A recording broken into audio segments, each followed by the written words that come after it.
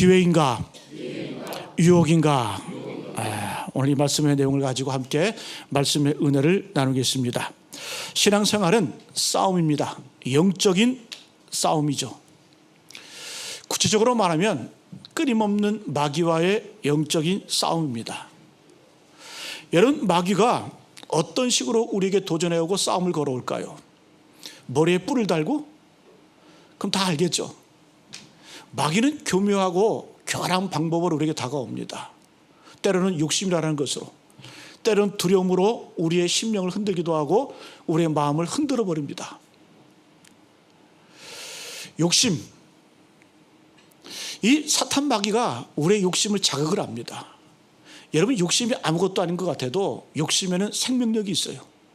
야고보서 1장 15절 말씀 보게 되면 욕심이 잉태한 즉 죄를 낳고 죄가 장성한 즉 사망을 낳느니라. 욕심은 그대로 머무는 것이 아니라 눈에 보이지 않지만 그것이 생명이 있어서 잉태를 한다는 거예요. 죄를 잉태하고 또 그 죄가 장성하게 만들어서 마침내 사망에 이르게 한다는 거예요. 그래서 우리가 신앙생활 하면서 영적인 싸움을 하면서 이 욕심이라는 것, 두려움이라는 것, 이런 걸 가지고 사탄 마귀가 우리를 건드리거든요. 이 유혹에서 승리해야 될 줄로 믿습니다. 여러분, 요한일서 2장에 보게 되면 사도 요한은 말세의 특징을 이렇게 얘기합니다. 미혹하는 자들이 많다. 유혹하는 자들이 많다. 이들이 너희를 하나님의 자녀의 권세에서 뺏어간다. 자꾸 유혹한다. 그래서 여러분, 요한일서 2장 26절 보게 되면 너희를 미혹하는 자들에 관하여 내가 이것을 너희에게 썼노라. 사도 요한이 계시록을 쓴 목적이 뭐예요? 그의 서신을 쓴 목적이 뭐냐면 미혹하는 자들이 너무 많다. 유혹하는 자들이 너무 많다. 이것을 경계하기 위해서 내가 너희에게 이 서신을 보낸다. 여러분, 예수님께서도 이 마귀를 어떻게 표현했냐? 유혹하는 자, 미혹하는 자라고 표현합니다. 마태복음 24장 24절 말씀, 할 수만 있으면 택하신 자들도 미혹하리라. 누가요? 사탄 마귀가. 하나님의 자녀인 택함 받은 우리들도 사탄 마귀가 유혹한다라는 거예요. 때를 가리지 않고 시기를 가리지 않고. 그래서 여러분, 마귀가 하는 일이 뭐냐? 믿지 않는 자들은 지옥을 가게 하는 거예요. 또 우리 이미 믿는 우리들, 택함 받은 우리들은 망하게 만드는 거예요. 이게 끊임없이 사탄 마귀의 유혹입니다. 그래서 신앙생활은 마귀의 유혹, 이 마귀의 미혹을 당하지 않고 승리하는 것이 바로 신앙의 삶의 목적이고 승리인 줄로 믿습니다. 자, 그러면 이 마귀는 주로 무엇으로 우리를 유혹을 할까? 돈? 그것도 해당되겠죠. 이성? 권력? 명예? 여러분들은 이 사탄 마귀가 우리를 유혹할 때 어떤 것으로, 어떤 유혹이 최고의 유혹일까? 생각 안 해보셨어요? 저는 제가 보기에는 사탄의 가장 강력한 유혹은 복수하고자 하는 마음인 것 같아요. 복수하고자 하는 마음. 여러분, 이 복수라고 하는 것은 참을 수 없는 유혹이고 속일 수 없는 유혹이고 거부할 수 없는 우리 인간의 본성이에요. 여러분, 사람들이 움직일 때 주로 뭘 움직이는 것 같아요? 사랑 때문에 많이 움직일 것 같아요? 저는 그렇지 않은 것 같아요. 사람들은 분노로 많이 움직입니다. 또 복수하고자 하는 마음을 가지고 많이 움직입니다. 언제 사람들이 하나가 될까요? 사랑의 마음, 선한 일을 할 때? 그렇지가 않은 것 같아요. 복수할 때, 남들을 미워할 때 사람들은 일치단결합니다. 하나가 됩니다. 여러분, 길거리 한번 가보세요. 길거리에 모인 사람들 왜 모였을까요? 사랑의 마음을 가지고 선한 일을 도모하기 위해서. 그 본질을 들여다보면 복수의 마음이에요. 복수의 마음. 분노예요. 분노. 저는 믿음 좋은 분들도 곰곰이 이렇게 보면 그래요. 믿음이 좋은 분들 있어요. 근데 돈에 안 넘어가더라고요. 이성에도 안 넘어가더라고요. 어떤 인기, 권력에도 안 넘어가더라고요. 근데 복수에는 훅 넘어가더라고요. 자기를 배신한 사람, 이 사람을 복수하는 데는 참지 못하더라고요. 그만큼 여러분이 복수의 힘이 강력한 거예요. 이 분노의 힘이 강력한 거예요. 저는 21세기를 시작하면서 한국 사회가 분노로 시작했던 것 같아요. 우리가 문학을 보면, 특별히 영화를 보게 되면 2000년도 초반에 히트쳤던 영화들이 있어요. 2002년도 박찬욱 감독 복수극이죠. 복수는 영화도 안 보세요? 복수는 나의 것. 복수는 우리 것도 아니야. 복수는 나의 것. 예? 자기는 인생을 어떻게 살겠다? 복수하다 끝내겠다라는 거예요. 복수는 나의 것. 2003년 만두 먹을 때 늘 생각나는 영화가 있어요. 어떤 영화요? 올드보이. 저는 중국집 가서 만두 먹을 때마다 올드보이가 생각나. 여러분, 올드보이가 복수가 아닙니까? 2005년도 이영애 주연의 친절한 금자씨. 친절한, 다 뭐예요? 시원하게 통쾌하게 복수해 주는 거 아니에요? 한을 풀어주는 거 아니에요? 우리가 여러분 바라볼 때 이 복수, 분노 이런 것들을 해결해 주는 사람을 우리가 보게 되면 시원해, 통쾌해. 나를 대신해서. 그러나 여러분, 그 이면에는 사탄의 역사가 있다는 거예요. 영적인 악령의 역사가 있다는 거예요. 저는 우리 민족이 21세기를 시작하면서 이런 분노와 복수를 시작했다는 게 저는 참 걱정이 됩니다. 왜요? 여러분, 분노와 복수를 볼 때 우리가 통쾌한 것 같지만 그렇지가 않아요. 이 분노와 복수는 우리의 감정, 우리의 힘과 에너지를 소비하게 만들어. 그것에 집중해서 그것에 매여서 살게 만듭니다. 그래서 우리가 주님 주시는 힘, 은사, 에너지 이런 모든 것들을 하나님의 부르심에 사명을 위해서 써야 되게 되는데 인생을 헛되게 만든다라는 거예요. 여러분, 오늘 말씀의 내용이 뭡니까? 사울왕이 이 다윗을 수십 년 동안 쫓아다녔잖아요. 그 근원이 뭐예요? 시기 질투였어요. 시기 질투. 사울왕이 어린 소년 다윗을 바라보면서 어린 다윗이 골리앗을 죽이고 나니까 사람들이 막 외치는 거예요. 사울이 죽인 자는 천천히요, 다윗이 죽인 자는 만만이다. 그게 사울왕이 열받는 거예요. 분노가 치밀어 오르는 거예요. 아니, 왕인 나에게는 천을 돌리고 저 어린 소년 다윗에게는 만을 돌려? 그때부터 인생이 바뀌어버리는 거예요. 분노로, 복수로 화를 풀기 위해서. 여러분, 사울왕의 장점이 얼마나 많은 줄 아세요? 힘도 있고 지혜도 있고 능력도 있었어요. 그런데 그의 마음 가운데 복수심으로 가득 차버리니까 그의 인생이 그냥 비참하게 허비하다가 끝내버리잖아요. 여러분, 그래서 이 분노의 복수의 배후에는 반드시 마귀가 있습니다. 여러분, 우리 믿는 자들은 잘 분별하셔야 돼요. 예? 그 배후에는 어떤 영이 조종하고 있고 그 배후에는 어떤 영이 배후의 영역을 하고 있나. 우리 속담에도 그런 속담이 있습니다. 원수는 외나무 다리에서 만난다. 원수는 반드시 만나게 돼 있다는 거예요. 이 의미가 뭘까요? 사탄 마귀가 우리에게 복수할 기회를 매일 준다는 거예요. 네? 신기하더라고요. 나를 배신하고 나를 배반한 사람은 반드시 어느 순간 망하게 돼 있어. 만나게 돼 있어. 늘 원수는 외나무 다리에서 만나게 돼 있어. 외나무 다리는 어떤 나무예요? 반드시 누군가를 하나 죽이고 건너가야 돼. 외나무잖아요. 외나무. 길이 두 개면 한쪽으로 가는데 반드시 원수는 외나무 다리에 만나라는 거예요. 여러분, 복수 기회죠. 그러나 여러분, 이걸 기회라고 생각하지 말고 유혹이라고 읽으시기를 바랍니다. 그건 여러분 인생의 기회가 아니에요. 그것은 유혹인 거예요. 여러분, 오래 참으시길 바랍니다. 사랑은 뭘까요? 사랑은 언제나 오래 참고, 사랑은 언제나 온유하며, 사랑은 시기하지 아니하며, 질투하지 아니하고. 다 뭘까요? 사랑의 첫 번째 정의가 뭐냐? 15가지로 정의하고 있는데 사랑의 첫 번째 정의는 오래 참음이에요. 근데 나머지도 다 오래 참음인 것 같아. 사랑은 온유하며, 온유는 약한 자의 덕목이 아니라 그랬죠? 힘 있는 사람의 덕목이에요. 거친 야생마가 힘을 절제하는 모습이 온유예요. 힘은 있지만 통제하는 것, 다스리는 것, 복수하지 않는 것, 힘을 한 번도 남발하지 않는, 그게 온유. 그러니까 온유도 어떤 덕목이에요? 온유도 오래 참음이에요. 우리 인간의 본성 가운데 시기하는 마음이 있어요. 시기하고자 하는 유혹이 있어요. 그러나 시기하고 싶지만 시기하지 않고 축복하는 것, 오래 참는 거죠. 질투하고 싶어요. 남이 잘 되는 것 보면 늘 질투 마음이 생겨. 사촌이 땅을 사면 기가 막히게 하시네. 배가 아파.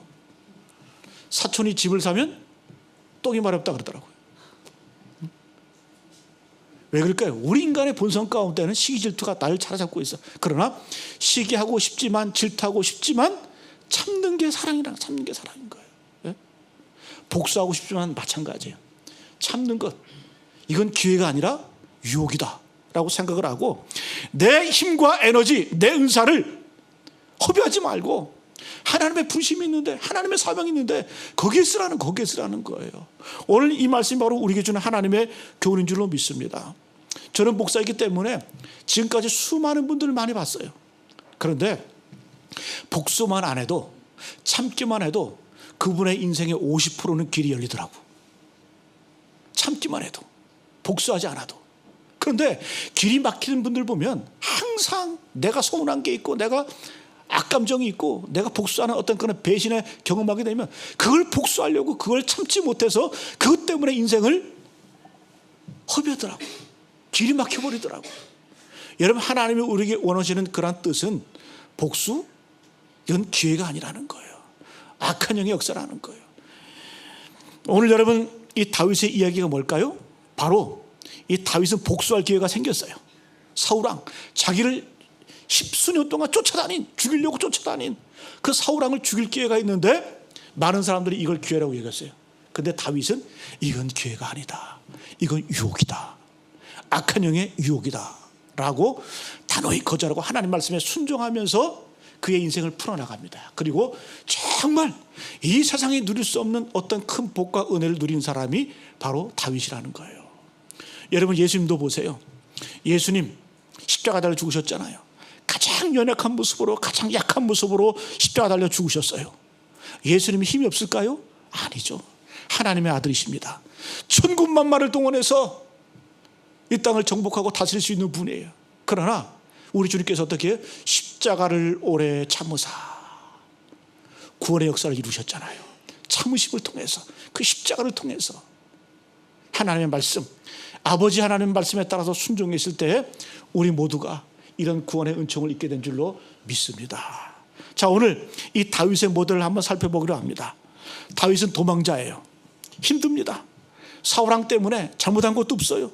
잘못한 거라고 한다면 그 어린 소년으로 전쟁에 나가서 골리앗을 죽인 것밖에 없어요.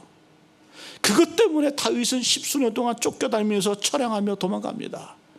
그래서 그가 도망간 곳이 어디냐? 아둘람골로 도망갑니다. 23장의 내용이에요. 아둘람골로 도망갔는데 자기 혼자 도망가도 벅차 죽겠는데 400명이 따라와요. 근데 400명이 따라오는데 정상적인 사람들이 아니었어요. 성경은 뭐라고 말하냐? 마음이 원통하고 환난당하고 빚진 자들, 마음이 원통한 자, 세상에 한이 많은 사람들, 그리고 환난당한 사람들, 고통이 많은 사람들, 그 다음에 빚진 자, 빚쟁이들, 이런 사람이 400명들이 쫓아오는 거예요. 아둘람굴로. 이때 다윗은 혼자 도망다니기도 힘들어 죽겠는데, 그래 그들 다 거듭니다. 다 받아들입니다. 그러면서 여러 가지 이제 광야에서 도피 생활을 하다가 우리 앞전에 우리 사무엘상 23장에 보게 되면 다윗이 소식을 들어요. 그일라 땅에 있는 이스라엘 백성들이 고통을 당해요. 블레셋으로부터 이 침략을 당해가지고 이 그일라 백성들이 다 이 블레셋에 포로로 끌려갑니다. 근데 이스라엘 백성들이 포로로 끌려가면 누가 구해야 돼요? 사울 왕이잖아요. 왕이 정규군대를 이끌고 나가서 블레셋과 싸워서 구출해내야 되는데 도망자인 다윗이 400명을 이끌고 가서 그일라 백성을 구해옵니다. 건져내요. 이걸 감동을 받아가지고 200명이 더 추가가 되네요. 도합 600명이 도망을 다니는 거예요. 그래서 어디로 도망가냐? 이 아둘람굴로 피해서 다시 이제 엔게디 광야, 엔게디에 있는 이 동굴로 피난을 하게 됩니다. 자, 그런데 이 소식을 누가 듣느냐? 사울 왕이 들어요. 우리 한번 읽어볼까요? 1절 2절 말씀. 1절 2절 말씀 시작. 사울이 블레셋 사람을 쫓다가 돌아오매 어떤 사람이 그에게 말하여 이르되 보소서 다윗이 엔게디 광야에 있더이다 하니 사울이 온 이스라엘에게서 택한 사람 3,000명을 거느리고 다윗과 그의 사람들을 찾으러 들염소 바위로 갈새. 도망자였던 다윗이 그일라 백성을 구해냈거든요. 소문이 다 난 거예요. 근데 이 사울 왕이 블레셋과 전쟁하다가 돌아온 거예요. 그러니까 어떤 사람이 고자질을 하는 거죠. 아니 다윗이 보니까 다윗이 그 엔게디 광야에 있다이다 이렇게 얘기를 하는 거예요. 이때 사울이 어떻게 합니까? 택한 사람 3,000명 정예병 특수부대 3,000명을 이끌고 다윗을 쫓아가는 거예요. 엔게디 광야로 이제 죽이려고 쫓아가는 거예요. 여러분, 악한 자는 지치지도 않아. 사탄 마귀는 지치지 않아요. 보세요. 금방 전쟁하고 와서 피곤할 거 아니에요. 사울왕이 블레셋과 전쟁하고 난 다음에 피곤할 텐데 잠도 안 자고 피곤함도 모르고 지칠 줄 모르고 다시 군대를 정립을 해서 어떻게 이 다윗을 쫓아가는 거예요. 죽이려고 쫓아가는 거예요. 여러분, 사탄 마귀의 역사가 얼마나 집요한지요. 지치지 않아요. 피곤하지 않아. 우리도 그렇잖아요. 좋은 일 할 때 보면 쉽게 지쳐요. 그렇죠? 근데 좀 안 좋은 일 할 때는 지치지도 않아요. 밤새 고스톱, 밤샘 도박. 재밌거든. 여러분, 죄는 달콤해요. 죄는 매력이 있어요. 네? 성경은 뭐라고 말해요? 성경은 죄를 음녀라고 말해요. 음녀. 음남도 있지만 왜 음녀라고 그럴까요? 여성들이 더 매력적이잖아요. 그러니까 죄라고 하는 것은 재밌고 달콤하고 우리 눈으로 보기에 보암직도 하고 먹음직도 하고 탐스럽기도 하고 그게 죄거든요. 그러니까 사람들은 그 죄비가 있기 때문에 밤새도록 지치지 않고 달려가는 거예요. 그 죄악에. 그러나 여러분, 선한 일을 할 때, 좋은 일을 할 때는 쉽게 지쳐. 오늘 여러분 이 사울왕 보세요. 남 죽이려고 할 때, 남 해려고 할 때 지치지 피곤하지 않잖아요. 이런 초인적인 능력이 어디서 나올까? 이건 인간의 힘으로 되는 게 아니에요. 사탄의 영이 역사하기 때문에 지칠 줄 모르고 괴롭히는 거예요. 괴롭히는 거예요. 엔게디 광야로 도망갑니다. 엔게디 광야로 이제 쫓아가는데 이 엔게디라는 뜻이 뭘까요? 엔게디. 엔게디라는 이름의 뜻은 새끼 염소의 우물이라는 별명이 있어요. 새끼 염소의 우물. 엔은 우물이고 게디는 새끼 염소예요. 자, 우리가 이 영화 같은데 뭐 자연 그 디스커버리 같은데 보면은 그 짐승들 많이 나오잖아요, 그죠? 근데 절벽에 있는 그 염소 사냥들 가끔 보잖아요, 그죠? 아니 그 사냥 염소가 저기 그 절벽을 어떻게 올라갔을까? 근데 여러분, 사냥 들염소들은 그런 데 살아요. 절벽 같은데. 근데 엔게디 광야가 도망가기 좋은 이유가 뭐냐 하면 그런 절벽들이 많아요. 그래서 별명이 뭐예요? 엔게디, 새끼 염소의 우물이라는 뜻이에요. 우물. 네? 그래서 이 엔게디 광야는 석회암 지역으로 많이 형성됐기 때문에 굴이 많아요. 여러분, 석회암은 어때요? 비가 오면 구멍이 뻥뻥 뚫립니다. 비가 쓸고 가면. 그래서 이 엔게디 광야는 굴이 많기 때문에 도망가기가 적당해요. 이 엔게디 광야의 굴이 큰 거는 어느 정도 되냐? 60km, 60km. 어마어마하게 길죠. 그러니까 우리는 궁금해요. 아니 다윗의 600명 군대가 어떻게 광야를 도망갈 수 있을까? 그만큼 굴이 깊고 많다라는 거예요. 큰 굴이 많다라는 거예요. 여러분, 60km면은 서울에서 어디까지 정도 거리가 될까요? 천안 정도 되나요? 평택 좀 지나서, 그죠? 그 정도 되는 굴의 깊이가 있는 거예요. 그러니까 이 다윗이 600명을 입고 도망다니는 게 충분한 거리가 바로 이 엔게디 광야입니다. 엔게디 광야. 우리나라도 보면 영월, 단양 같은 데는 석회암이 많잖아요, 그죠? 시멘트 공장이 많잖아요. 굴이 많아요. 뭐 고수동굴도 있고 굴이 많습니다. 왜 그럴까요? 석회암은 물과 섞이면 구멍이 뻥뻥 뚫립니다. 그래서 굴이 많이 생겨요.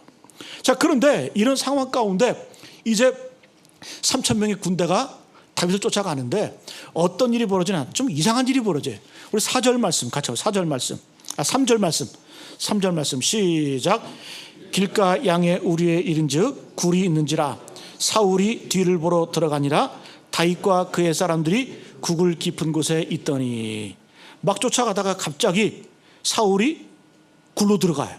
왜? 뒤를 보러 들어가니라. 이게 무슨 말일까? 뒤를 보러 들어갔다. 뒤를 돌아보러? 아니에요. 뒤를 돌아본다는 뜻이 아니라 큰 거 보러 갔다라는 거예요.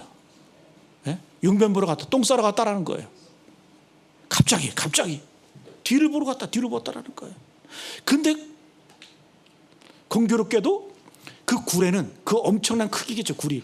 그 뒤에는 600명의 다윗의 군대가 기다리고 있는 거예요. 기회죠. 기회입니다. 다윗은 여러분 용변 보러 갈 때 같이 갑니까? 혼자 갑니까? 근데 우리 한국 여학생들은 둘이 같이 들어가더라고요, 화장실. 어떻게 둘이 같이 들어가나 모르겠어. 예?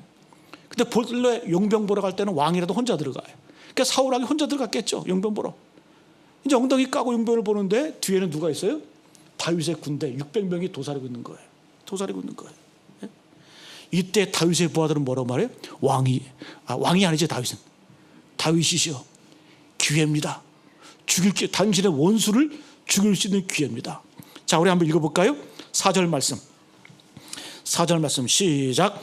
다윗의 사람들이 이르되 보소서, 여호와께서 당신에게 이르시기를 내가 원수를 내 손에 넘기리니 내 생각에 좋은 대로 그에게 행하라 하시더니 이것이 그날이니라 하니. 여기까지 읽어보세요. 여기까지.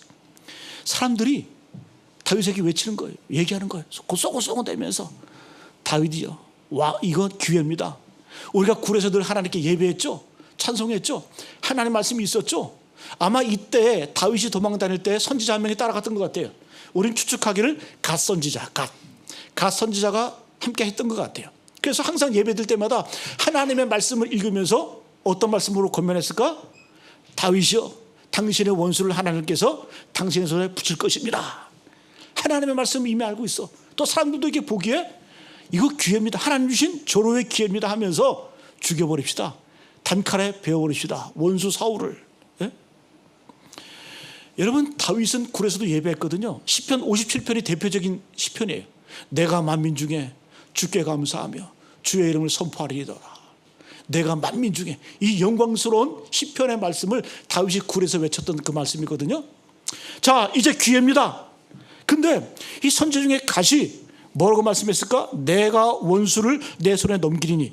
그 다음이 문제. 여기까지는 좋은데 그 다음에 내 생각에 좋은 대로 그에게 행하라 하시더니. 하나님의 말씀으로 출발하는 건 좋은데 그 다음에 뭐라고요? 다윗에게 내 생각에 좋은 대로. 아니, 하나님 말씀대로 하면 되지. 내 생각에 좋은 대로, 말씀대로 행하라고 해야지 생각대로 하라는 거예요. 하나님의 말씀이 아니라는 거예요. 옆에서 부추기는 거예요. 근데 여러분, 다윗의 행동은 뭡니까? 우리 4절 하반절 한번 읽어볼까요? 마지막 시작. 다윗이 일어나서 사울의 겉옷자락을 가만히 베니라. 다윗이 칼을 들었어요. 사람 다 죽일 줄 알았거든요. 다윗이 가가지고 단칼에 목을 내리치는 것이 아니라 사울왕의 그 옷자락을 살짝 뱁니다. 베어가지고 와요. 부하들이 얼마나 황당했을까, 얼마나 실망했을까. 잘 보세요. 다윗의 부하들은 기회라고 하는데 다윗은 이것을 유혹으로 보았다라는 거예요. 부하들은 응답이라고 봤어요. 하나님의 응답이라고 봤어요. 근데 다윗은 이걸 위기로 봤어요. 이거 아니라는 거, 이거 아니라는 거예요. 그 순간, 그 급박한 그 순간에 다윗은 하나님의 말씀이 기억나는 거예요. 어떤 말씀? 여호와의 기름 부은 자를 내가 해할 수 없다라고 하는 하나님의 음성이 하나님의 말씀이 들려오는 거예요. 예? 여러분, 보통 사람 같으면 다 이거 하나님 주신 기회, 응답이라고 여기잖아요, 그죠? 우리가 사도행전 16장 말씀, 유명한 말씀이잖아요. 바울과 실라가 빌립보 감옥에서 기도하고 찬송했어요. 감옥에 갇혔어요. 감옥에 갇혔어. 근데 바울과 실라가 기도하면서 찬송했더니 옥문이 열려, 지진이 나고 막 옥토가 흔들리면서 옥문이 확 열려버리네. 손에 차였던 그 착고들이 다 풀어지네. 이거 기회잖아요. 하나님의 응답이잖아요. 기도하고 찬송해서 하나님의 응답을 받은 거예요. 그래서 바울과 실라는 이걸 응답으로 여기지 않았어요. 이걸 뭐다? 이것은 유혹이다. 우리 같으면, 보통 사람 같으면 내가 감옥에 갇혔을 때 옥문이 열려요? 모든 매건들이 풀어져? 도망갈 기회입니다. 그러나 이것은 기회가 아니었다라는 거예요. 잘 보세요. 만약에 바울과 실라, 그 죄수들이 다 도망가면 어떻게 됩니까? 그 당시의 형법상 죄수들이 도망가게 되면 그 감옥을 지키던 간수가 그 형을 다 집어써야 돼. 나는 기회고 나는 승리지만 누가 피해보는 거예요? 죄 없는 간수가 피해를 보는 거예요. 이건 기회가 아니라는, 이건 복이 아니라는 거예요. 이건 승리가 아니라는 거예요. 이건 뭐다? 이건 유혹이다. 유혹이다. 사도 바울은 이것은 유혹이라고 분명히 아는 거야. 유혹이다. 그래서 어떻게 합니까? 그냥 그대로 있는 거예요. 나가지 않는 거예요. 나가지 않고, 이때 이 간수가 절망을 하죠. 죄수들이 다 도망간 줄 알고 칼을 들어가지고 나는 희망이 없다 해서 목을 끊으려고 합니다. 죽으려고, 자살하려고 합니다. 그때 사도 바울과 실라가 어떻게 합니까? 내 몸을 해하지 말라. 내 몸을 상해하지 말라. 이런 위대한 결단 앞에, 이런 위대한 고백 앞에 이 간수가 어쩔 줄 모르는 거예요. 그래서 하는 말이 뭐예요? 그들 앞에 무릎을 꿇고, 선생님들이요, 내가 어떻게 하여 구원을 얻겠습니까? 그때 사도 바울이 유명한 말이에요. 주 예수를 믿어라. 그리하면 너와 내 집이 구원을 얻으리라. 그리고 이 간수와 온 집안이 세례를 받습니다. 구원을 받습니다. 그리고 이것이 그 위대한 빌립보 교회의 시작이 됩니다. 사도 바울 보세요.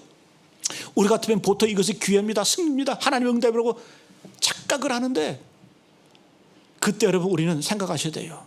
나의 축복이 다른 사람에게 불행이 되면 그건 축복이 아니에요. 우리 대한민국의 믿는 자들이 이걸 오해해. 결과만 봐, 결과만. 그 과정을 중요하게 생각하지 않아. 여러분, 하나님 슬퍼하신 게 뭔 줄 아세요? 안 좋은 과정, 죄악된 과정을 가지고 축복이라고 착각하는 것, 그걸 하나님께서 슬프게 생각하셔요. 여러분, 나의 축복이 다른 사람에게 불행이 되서는 안 돼요. 그 유혹이에요, 유혹. 여러분, 다윗은 이것을 기회로 여기지 않고 유혹으로 여기고 당당히 말씀으로 이겨냅니다. 여러분, 서두르지 마세요. 아브라함의 교훈이 뭡니까? 서두르면 이스마엘 됩니다. 기다리면 이삭이 됩니다. 하나님께서 이삭을 주시겠다고 말씀하셨는데 아브라함은 서두르잖아요. 그래서 인간적인 방법을 동원을 해서 몸종 하갈에게 들어가서 아들을 낳죠. 이스마엘을 낳죠. 이스마엘. 서두르니까 이스마엘이 되는 거예요. 분쟁이 씨앗이 되는 거예요. 여러분, 오늘 이스라엘과 아랍이 전쟁하잖아요. 그 시작이 어디예요? 이스마엘 족속과 이삭의 족속이 지금 아직까지 싸우고 있는 거예요. 서둘렀더니 부작용이 생기는 거예요. 문제가 생기는 거예요. 여러분, 다윗은 덥석 물지 않습니다. 덥석 물지 않습니다. 이건 유혹이다라고 하나님의 말씀을 생각을 하면서 계산하지 않아요. 하나님의 말씀이면 순종하며 나아갑니다. 그냥 하나님의 말씀을 붙듭니다. 여러분, 이것이 바로 다윗의 능력인 줄로 믿습니다. 여러분, 선택의 순간에, 기회의 순간에 여러분 하나님의 말씀이 여러분들을 사로잡고 여러분들의 삶을 인도해 나가길 간절히 축복합니다. 기원합니다. 두 번째, 여러분 한번 짧게 한번 살펴봅니다. 이렇게 다윗이 말씀에 순종했을 때에 어떤 결과, 어떤 축복으로 이어질까? 세 가지 복이 있습니다. 간단하게 살펴보면 인생의 부작용이 사라질 뿐만 아니라 유익이 있습니다. 첫 번째는 뭐냐면 신앙의 성장이 있어요. 신앙의 성장. 신앙의 성장이 있습니다. 자, 다윗은 일단 순종을 합니다. 그 여호와께서 기름 부은 자를 해하지 않아요. 그냥 그의 옷자락만 배워와요. 순종했죠. 그럼 다윗이라고 겁이 안 났겠어요? 그냥 죽여버릴 걸, 그냥 한 번에 그냥 베어버릴 걸.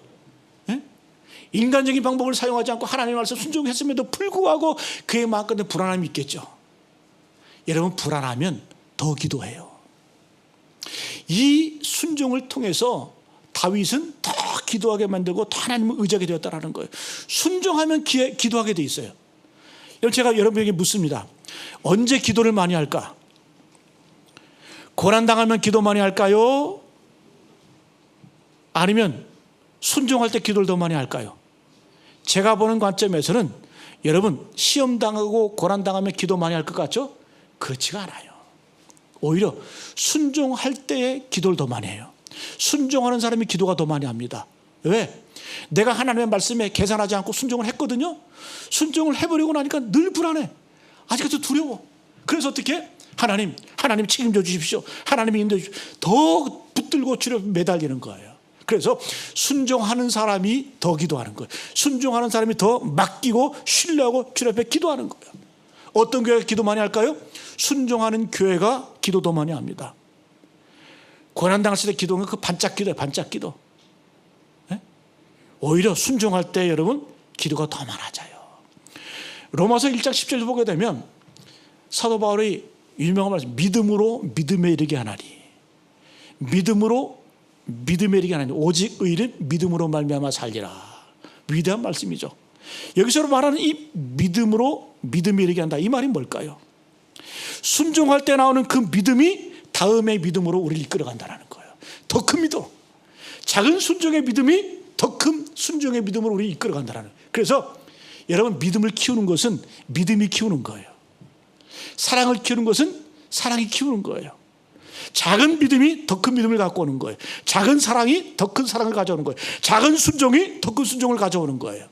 그래서 여러분, 우리 인생 가운데 작은 믿음, 작은 순종, 작은 사랑을 통해서 우리가 더 커지는 거예요. 믿음에서 믿음으로 이르게 한다. 믿음으로 믿음에 이르게 한다. 왜? 하나님이 책임져주시기 때문에 그래요. 여러분, 믿는 자들은 사단이 건들지 못해요. 괴롭힐 수 있지만 최후 승리는 하나님 믿는 자들에게 있는 거예요. 왜? 성경을 보세요. 라반이 야곱을 쫓아 죽이려고 했잖아요. 누가 건드립니까? 하나님이 밤에 나타나셔서 라반, 너 야곱 건드리지 마. 내가 택한 자야. 하나님이 해주시잖아요.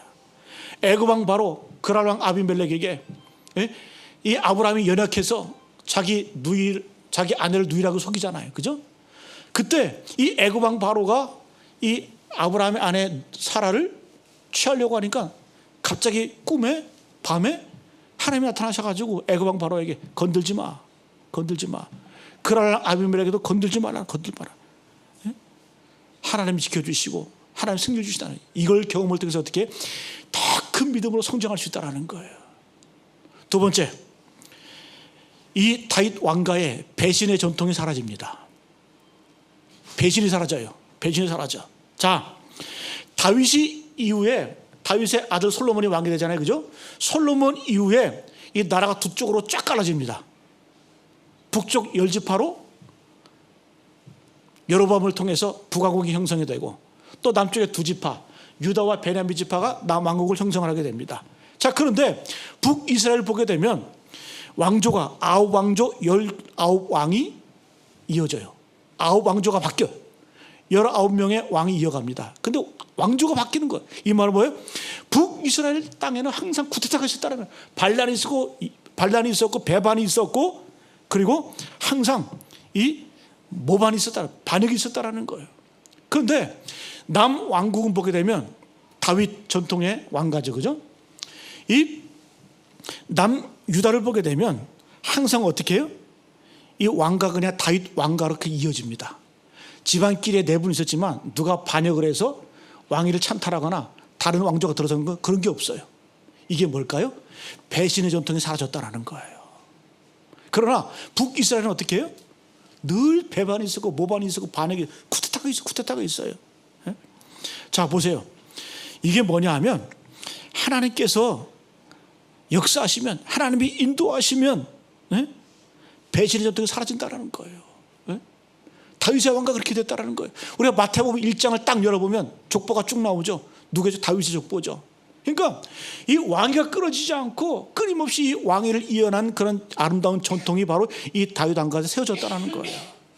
여러분, 만약에 다윗이 사울왕을 죽였다고 한다면 아마 다른 사람이 다윗을 죽였겠죠. 왜? 아니, 너도 배반했는데, 너도 쿠데타 일으켰는데 나라고 못해? 그 정당성을 부여주는 거예요. 그러나 다윗은 이걸 통해서 어떻게 해요? 이 유혹을 이김을 통해서 다윗의 왕가에는 배반, 모반, 반역이 없어 사라졌다는 거예요. 마지막 하나는 뭐냐 하면, 한번 따라합니다. 다윗은 온 이스라엘의 왕이 되었다.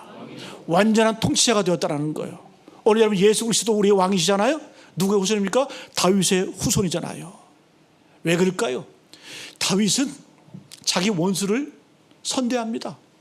우대합니다. 여러분, 어쨌든 사울왕이 이제 25장 쭉 보게 되면 비참하게 죽습니다. 블레셋과 전투하다가 길보아 산에서 전사를 해요. 그때 이 사울왕과 그의 아들 요나단의 시체가 널브러졌어요. 들녘에.